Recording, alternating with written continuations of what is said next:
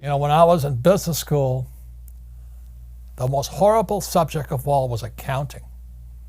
You know, I was sound asleep in accounting course. And on top of that, I argued with the accounting teacher because the accounting teacher had no idea what accounting was. The guy was an idiot. So Rich Dad, Poor Dad is more appropriate today because if you read Rich Dad, Poor Dad, this is all it's about. It's about a financial statement. Income statement, balance sheet, statement of cash flow.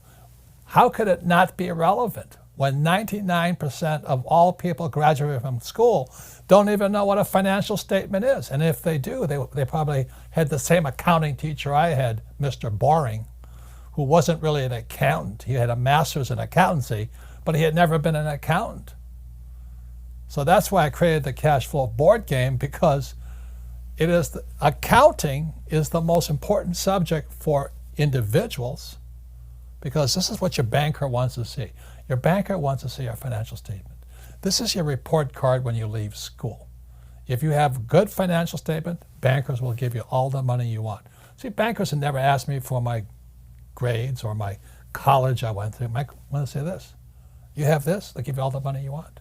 So anyway, I'll point out really, really quickly the differences between what they're teaching in school and what we at Rich Dad teach.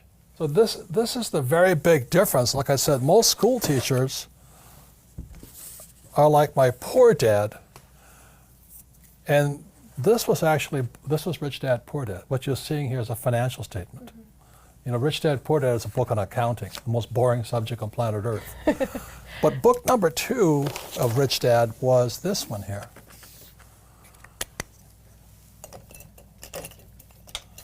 And this was called the cash flow quadrant, right? You have E, S, B, and I. So, test for you. What does E stand for? Employee. Good. And what do employees always say? That they work for money. But they want job security, exactly. Mm-hmm. Paycheck, and pension. Yes. Okay. What does S stand for? Self-employed. They're small business owners. Yes. Doctors, lawyers. They work for tips. They work for tips now. So they're self-employed. Mm-hmm. And B stands for what? Big business owners. So 500 employees or more. Yeah. And I stands for what? The investor. Investor. It's more than just investor, it's insider. You see, this is like Shark Tank on the TV shows. These guys here have done this and they've done this. So this was my poor dad, this side. This was Rich Dad here. So the difference, that's what schools are not teaching you, is what's the difference between these people and these people. That's the big difference. And that shows up. So when I was about your age, I had to make a decision. I was a pilot. You know, most of my friends went to fly for the airlines, but I'd be here. Or I could be, I could be an Alaska flying fisherman around the place, a pilot with a small plane and, flying around the place. Or I could own an airlines, or I could invest in airlines. And that's the difference in the mindsets and skill sets. You don't just make crossings. The education is extremely different on this side than on this side here. I know most millennials, they want a high-paying job. They want to be able to pay the rent, eat, and all this stuff. And then you dream of the big house, a nice car, and all that. But that's why 99% of Americans are broke, because their heads are on the wrong spot. So when I asked Kim if she would take an accounting course, it was just 2 days. I wanted to see if her head could get into the asset column. That was the difference, wasn't it? Yeah, and actually, it didn't happen right at that moment, but You fell in love with me? Of course I did. Of course I did. But this started the journey on investing. This started the journey on assets. Mm-hmm. But I do remember the moment down the road where, just like everybody else, I was focused on the income column, mm-hmm. Get a job, get the pay raises. If you're an hourly wage, work more hours, yeah. or raise your hourly wage. So I was always focused here. And then finally, this is after we'd actually bought some investment properties, the light finally went on, and I'm like, instead of focusing on acquiring income, mm-hmm. what if we focus on just acquiring assets, mm-hmm. that the assets go into the income column? Like this. Mm-hmm. So that was a huge shift in my mindset. And once that shift happened for me, I don't think about the income column anymore. I just think about the asset column. And that's our game called cash flow. Yeah. And so when Kim and I met, we had nothing. It took us 10 years to go from nothing to financially free. Wow. So she was 37 and I was 47. But that's the power of focusing on Asset column. assets versus liability. Most people are so busy working for money, so busy trying to pay their bills, and so busy buying liabilities they think are assets. So my first gift to Kim was the counting game to get her head in here, and today we're financially free. That's the whole thing. So everybody can do it. It's a matter of putting your head into the right column. And then for me, it was in '73, I took my first real estate investment course here. I'm free. Yeah. I lost money, made money back, but I never got out of the asset column. We're still practicing here every single day. Yeah. I'm working on a new project right now in the asset column. It's going to put a lot of cash flow into the income column because, again, we're focusing on the asset column, not the income column. There's three kinds of money today that you guys got to be aware of. One is God's money, and God's money is gold and silver. So this is silver, and this is gold. The reason I brought it is most people don't know what it looks like. And then there's government money, which is fiat currency, which is the dollar, the yen, the peso, the euro, the yuan. Yeah. Fake. And everybody's working hard for it.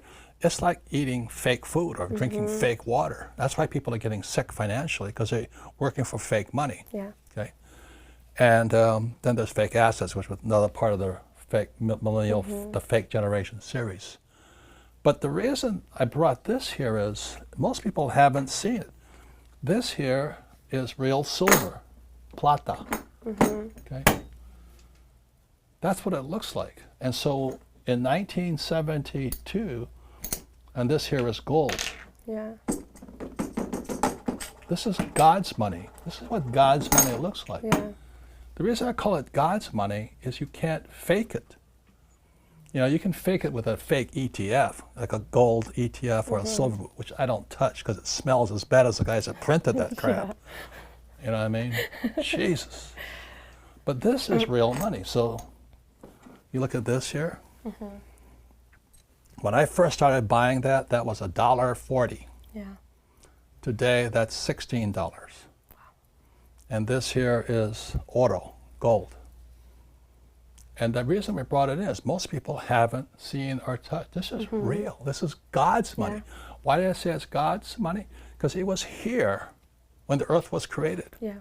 And it'll be here when we're all dead and gone. When you're saving those fake dollars, this will still be here. Yeah. Or those fake ETFs or those fake stocks.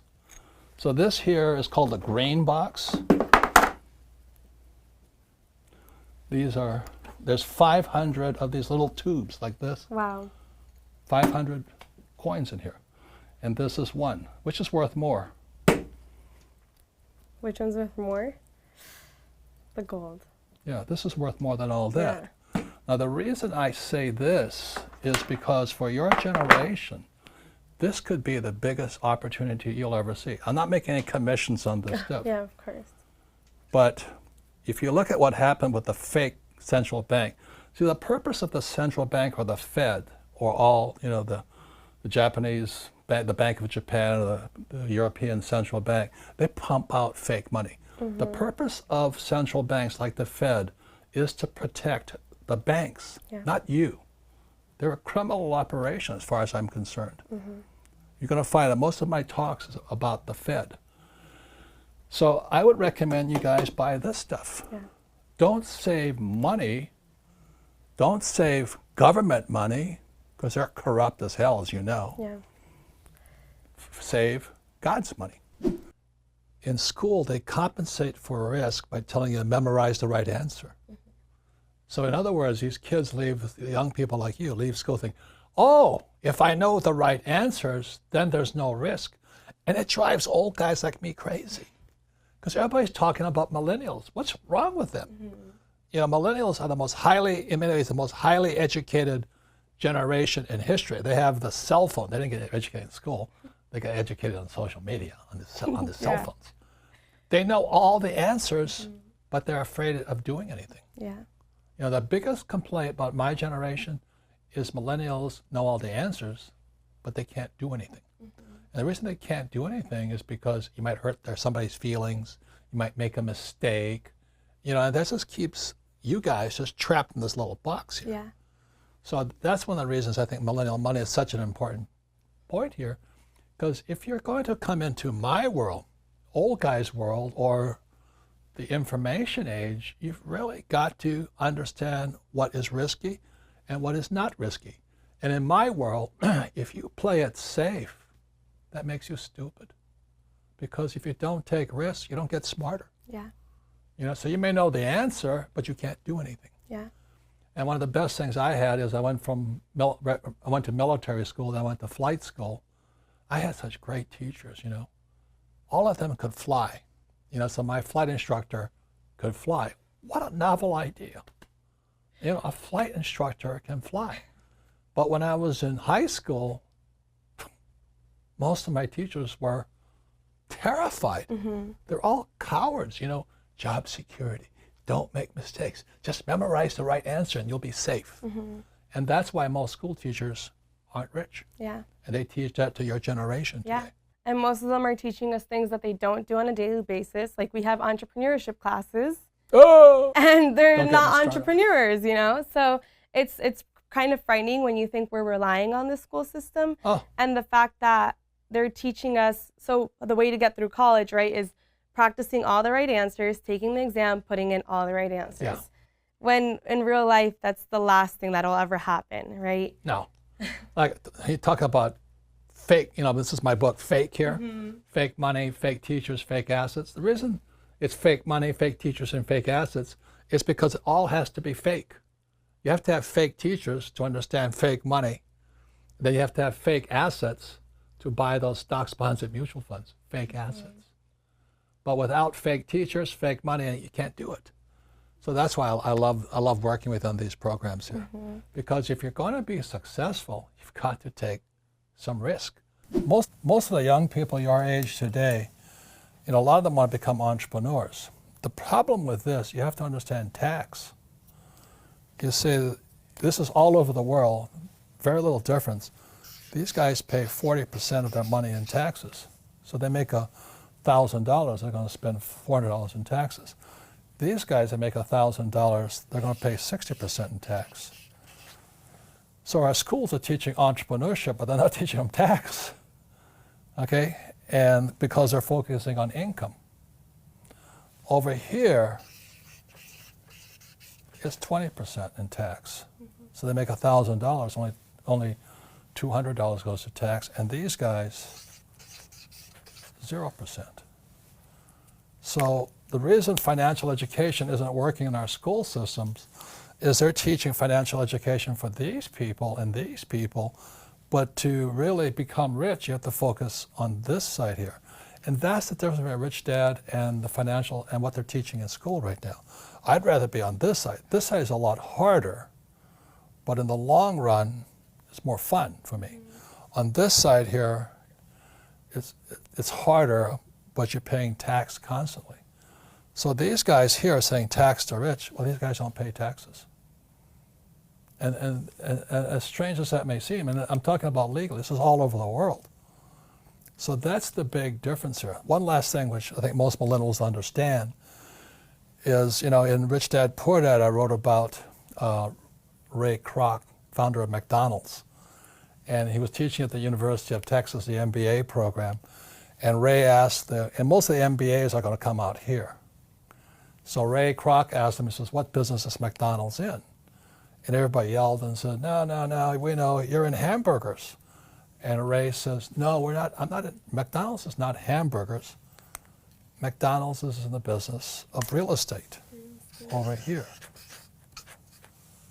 So you have McDonald's here, and the money McDonald's makes buys the real estate. And that is my formula. This is Rich Dad. I own real estate. I don't hang out here. I'm glad you guys are here, right? And we do our best to make sure you're educated and you have your own businesses and things like this here. But really the formula I follow personally is McDonald's. We have an education company that buys real estate, which means we make a lot of money, pay 0 taxes, legally. What does school teach you about money? Nothing. You know, balancing a checkbook, I mean, give me a break. Give me a break. So the other part of when you look at this financial statement up here, that's what your banker wants to see. Your banker doesn't care about your grades. Banker doesn't care what school you went to. I meet so many people say, oh, my banker won't give me any money. This is what, because you don't have one of these. And when you look at most of the politicians today, they don't have one of these either. The U.S. government doesn't have one of these anymore. They stopped doing this because of the U.S. government, the budget is so out of balance, they can't do anything. So that's why, you know, 22 years ago, in 1996, I created the cash flow board game. The purpose of this, so people could teach people what our school systems will never teach you. Never. Because they don't know it. Because evidence is now coming out that the school system was hijacked by the ultra-rich years and years ago to never teach people what I know, what my rich dad taught me.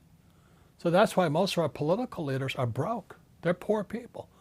You know, who makes the most? The politicians, they get paychecks for life, they get benefits for life, and they get all this stuff, but they're doing a horrible job. So you're going to depend upon the government to take care of you. That's crazy.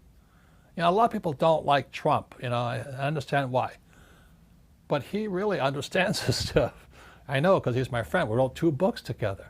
This is how the rich think. Even if you hate Trump, and Trump doesn't pay taxes. That's why he doesn't want to show you his tax returns. I mean, you got to be crazy. So they'll never teach you this in school. And there's a reason for it, to keep you working harder and harder and harder. So we created this board game here. As you play it 100 times, your brain will change. Because you're doing something. The game is changing all the time in front of you. It's not invest for the long term in the stock market. I hope it works for you, but you know, markets crash every 10 years. So I like this game a lot better. This is the real game of life here. So the point here is this: people can teach people. Don't expect the government to take care of you.